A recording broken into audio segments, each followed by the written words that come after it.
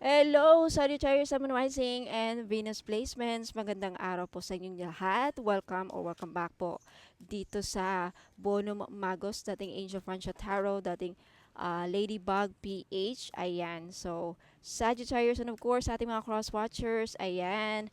Maraming salamat po sa pagbabalik. Okay, so Sagittarius, huwag na natin patagalin pa. Alamin natin dito sa video na to kung ano ang mga dapat ninyong malaman pagdating sa inyong career, kaperahan at negosyo. Okay? Now, paalala lang, Sagittarius, this is a general reading. So, hindi po ito magre-resonate sa lahat po ng mga manunood. Okay. Oh, Sagittarius, you have the Three of Swords. Mukhang yung iba sa inyo sa buwan ng Abril, mag-ingat kasi magkakasakit. Yung iba sa inyo siguro may sakit sa puso. Okay, pa-check up kayo sa doktor. Three of Swords. You have the Sun. Okay. Eto, good news naman doon sa mga nagkakasakit recently, no? I feel like with this Three of Swords and this with the Sun, ibig sabihin nito, kaka-recover kayo this month. And then babalik na kayo sa trabaho ninyo. Ayan, sisigla, makakapag hanap buhay ulit, di ba? You have the Death card. May pagbabagong mangyayari sa ating mga Sagittarius. Mukhang may kompetensya. Okay, iwasan makipag-away this month. You have the Six of Swords. Okay, you have the Eight of Cups. You have the Three of Cups. Seven of Swords. Iwasang makipag-away. Sagittarius, you have the Emperor. Okay. So, just, ano lang natin ha. Adjust natin konti yung camera para makita ninyo yung baraha. Okay. I wanna make sure that you can see the cards. Okay. Ayan. You have, next you have the Two of Pentacles, the Ten of Swords, and the Hermit. I don't like your cards. You have the Nine of Swords. Sagittarius, mukhang dami yung worries this month. Hindi kayo makakatulog. Sad to say. But at least, ito yung magiging gabay ninyo. Okay?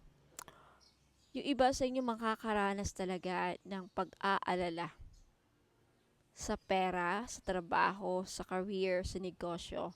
Mukhang yung iba sa inyo, iwasang magalit, no? Iwasang magalit, ma-stress. You have the Emperor. Ang Emperor kasi ito yung galit na parang, alam mo, karamihan sa inyo, Sagittarius, mukhang stress na stress kayo this month. Pagod na pagod. With the Ten of Swords, talagang feeling nyo end of the world na. Pero hindi pa. Okay? Mag-ingat sa mga kaibigan, collaboration, partnerships, kasi mukhang tatry do rin kayo this month. Okay? With the Three of Cups and in conjunction with the Ten of Swords, the Death card.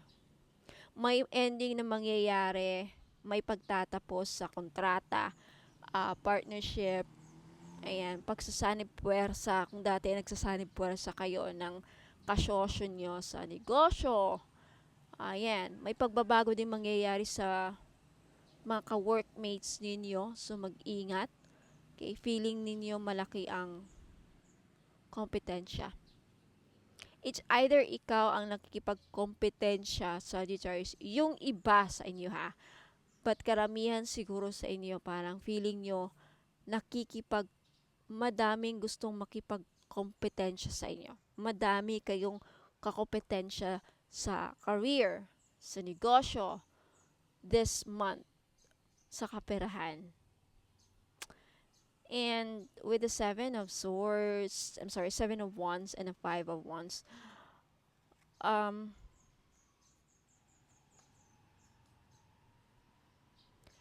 feel like yung iba sa inyo parang Iwasang magalit, okay? Yan ang narinig ko, iwasang makipag-away this month, sa buwan ng Abril. Iwasan ang, huwag magpadala sa init ng ulo. Alam mo yon, Sagittarius ha? Kasi you're a fire sign, madali kang ma-provoke, madali kang ma-trigger, kumbaga. Okay? And a lot of you fire signs, pag hindi nasunod ang gusto nyo, parang it's either nadidismaya kayo pag hindi nasunod yung gusto nyo, hindi kayo naaprubahan, nandun yung kayo ang masusunod eh. Parang there's something about that. And pag hindi nasunod ang gusto nyo, parang nagwawala kayo. Yung iba sa inyo ha. Not all. Okay? Although, not all. Now, yeah, iwasan makipag-away with the Three of Swords here. Okay? With the Sun, the Eight of Cups, and the Two of Pentacles, I feel like karamihan sa inyo is ingatan yung kalusugan this month, Sagittarius, okay? Huwag magpaka-stress. Huwag masyadong isipin ang mga problema. Okay? Huwag masyadong isipin. May pagbabagong mangyayari. Oh my God. Alam mo, may swerteng paparating. Oh, ito yung hindi nakikita nyo. Okay, in the future. Pagkatapos siguro ng Abril, pagkatapos nyo maranasan to, may swerteng paparating. Giginhawa rin ang buhay ninyo, Sagittarius. Okay, at least maganda to. Okay, dito kayo mag-focus. May swerteng paparating sa inyo, kaya wala kang dapat ipag-alala. Wala kang dapat, karamihan sa inyo, makakaranas ng hindi makatulog sa gabi, sa kakaisip ng paraan, paano magkapera, saan makakuha ng pera, saan makahanap ng trabaho. Kaya yung iba nagkakasakit na, so nag-aalala na, paano na to? There's something about that. Yung iba sa inyo, Sagittarius, manage your resources, time, manage yung time niyo and schedule niyo, kasi mukhang yung iba sa inyo this month, mahihirapan kayong ibalanse yung oras ninyo, mahirapan din yung ibalanse ang budget. There's something about that. And a lot of you have a lot of responsibilities sa years. Madaming responsibilities na nag-aantay sa inyo with the Emperor. And with the Emperor, it's saying that you have the leadership skills. Okay? Kaya mong i-manage to. Okay? I feel like a lot of you, Sagittarius, yung iba, karamihan sa inyo naghahanap ng pagbabago. And mangyayari yan with the Death and the Sun. May pagbabago. Okay? Now, I feel like karamihan sa inyo makakaranas ng betrayal, panloloko, madideceive, maloloko, ma-scam. Mostly sa mga, hindi sa strangers, mostly sa mga lang to, kasosyo nyo, kaibigan ninyo. So, mag-ingat sa mga kaibigan na tinatrato ninyong kaibigan, kasi yung iba dyan, hindi totoo. Hindi sila mga totoong kaibigan, kamag-anak. There's something about a community here, Sagittarius, where you feel betrayed, feeling mo pinagkakaisahan ka, siguro sa work, sa trabaho. Madaming naiinggit sa inyo. Yung iba sa inyo, it's either yun, pagtutulungan ka because may mga naiinggit sa inyo. Naiinggit sa kakayahan mo with the Emperor, naiinggit because na-intimidate sila sa iyo eh. Okay, you have the power here, the Emperor. Naiinggit sila sa kakayahan mo talaga. Ano yung nahulog? Sorry. Yung prutas o may blessings na parating sa desires. Wala kayong dapat ipag-alala. Okay? Mag-ingat lang sa inyong kalusugan this month. Ingatan lalo-lalo na doon sa may sakit sa puso. Okay? Ayan, may mga pagbabagong mangyayari sa inyo.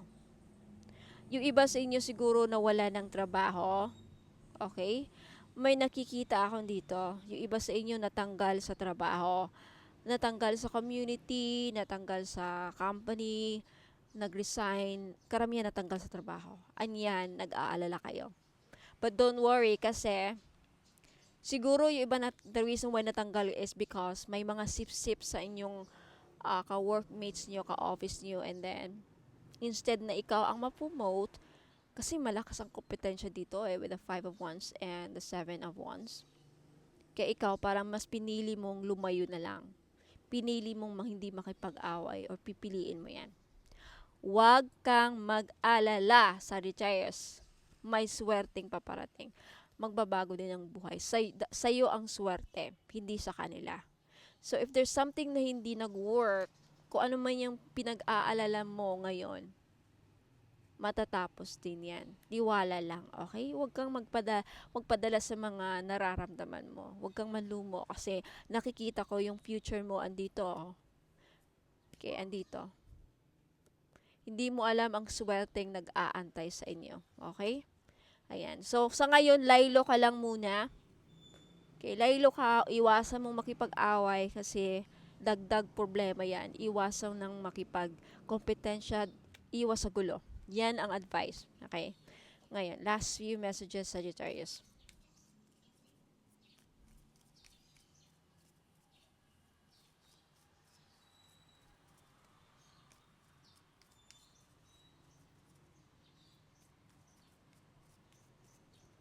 You have embraced those around you. Okay? 10 of Emotion. Helper of Abundance. Okay? Ayan, mag-focus ka sa mga plans mo dito. Sabi dito with the Helper of Abundance. Your guardian angels surround you and you're ready to help out. May tutulong sa mga problema mo.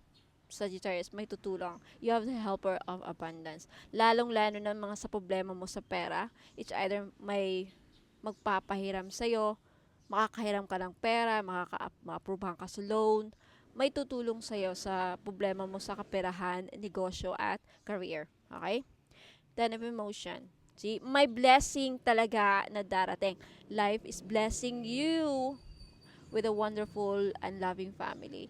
Okay, at least, buo naman ang family mo. Masaya naman ang family mo.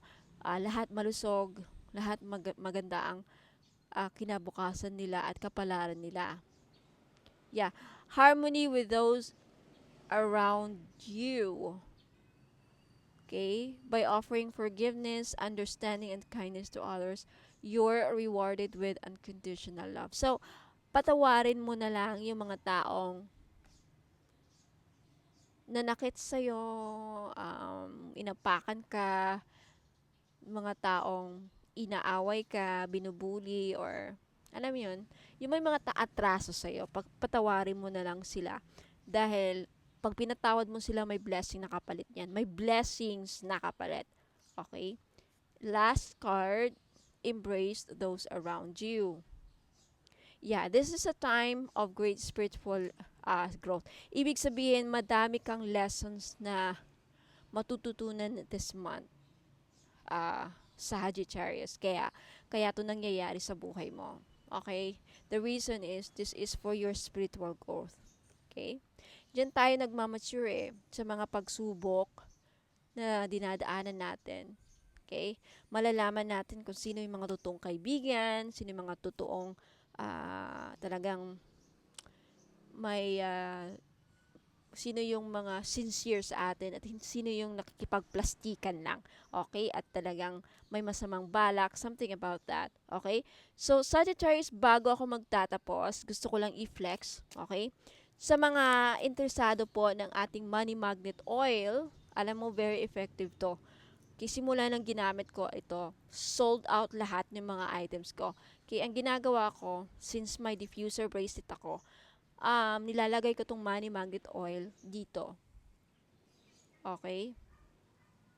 Yan po ang purpose ng mga diffuser bracelets. Wood po ito, okay, wooden bracelet na may kasamang crystals, lapis lazuli, and howlite. Sa mga interesado ng diffuser bracelets and money magnet oil is only $299. Mag-message po kayo sa Ladybug PH. sa Facebook page po. Okay? Yung link ng Facebook page ko, nakasulat sa baba. Okay? 299, may libre ng red string. Okay? Ayan, ito din, no? Ang ganda, di ba? Paubos na yung mga all sold out na mga items ko, kaya ito na lang natira eh. Ito na lang i-flex ko, ha. Sa maghahanap ng pampaswerte, you have jade. Ilan na lang to? 100 pesos each lang ito. Pendant po ito. Okay, gawin yung quintas. Okay, kayo nang bumili ng quintas dyan. O kung may quintas kayo, ilagay nyo to as pendant sa quintas ninyo. 100 each. Okay? You have jade. Alam naman natin na ang jade ang pampaswerte. Okay, sa mga nagsusugal dyan, sa casino, ano pa mga sugal? Swertres, sabong, ano pa? Lahat ng klase ng sugal, loto, oh. Ito na yung chance ninyo. 100 pesos only, malay mo. Because of this item, 100 for 100 pesos, nanalo kayo ng milyon-milyon, oh. Tapos, 'di ba? Maswerte. Talaga, oh. Take a screenshot na sabihin nyo lang, ma'am, pabili ng jade pendant. Okay? Green po yan, pabili ng jade pendant po, 100 pesos. And next, sa mga namumroblema dyan sa love life. Yung cat's eye natin, nag-iisa na lang. Alam nyo guys, yung cat's eye, kung sino yung mga nalugi dyan sa negosyo, na bankrupt, na scam, na budol, kung ano yung mga perang nawala sa inyo, tutulungan ka ng cat's eye na maibalik. Maiahon ka sa kahirapan. Yan po ang tutulong talaga ng cat's eye. Okay? Naalala nyo si Lupin the Third? Si cat's eye yun, di ba? Oh, andun si cat's eye dun eh. Okay? Tutulungan ka na maging matuso. Oh, cat's eye, nag-iisa na lang. Bestseller to sa akin. Okay? So, maswerte mo ako nito. 100 pesos na lang. Kunin nyo na. Message kayo sa Ladybug PH ko. Ma'am, pabili ng cat's eye. 100 pesos. Oh. Ngayon sa mga namumblema dyan sa love life. Ma'am, nag-away kami ng boyfriend ko, girlfriend ko. Ma'am, gusto kong bumalik yung asawa ko. Gusto kaming magkaayos. Kailangan nyo ng rose quartz. Okay? Kasi ito ang tutulong para magkaayos kayo, magkabalikan kayo. Kasi ang rose quartz is the stone for love, reconciliation, ano pa, healing, compassion, beauty. Kasi ano dito yung rose quartz siya, ang goddess na nag-handle dito is si Venus, goddess of love. So, lahat ng wish mo, lahat ng gusto mong mangyari sa love life mo, anything, gusto mong makakuha ng AFAM, naiinggit ka sa mga ibang Pilipina na may AFAM, ang ganda-ganda ng buhay, no? Shopping, ayan, papadalhan ng pera, limpak-limpak na pera, 1 million monthly, 50K, pinakababa. Kung gusto niyo maging kagaya sa kanila, himas-himasing nyo lang ito at then mag-dream kayo. Gusto kong magka-AFAM, gusto kong makaasawa ng AFAM na super mayaman, businessman na AFAM, ayan, 100 pesos lang.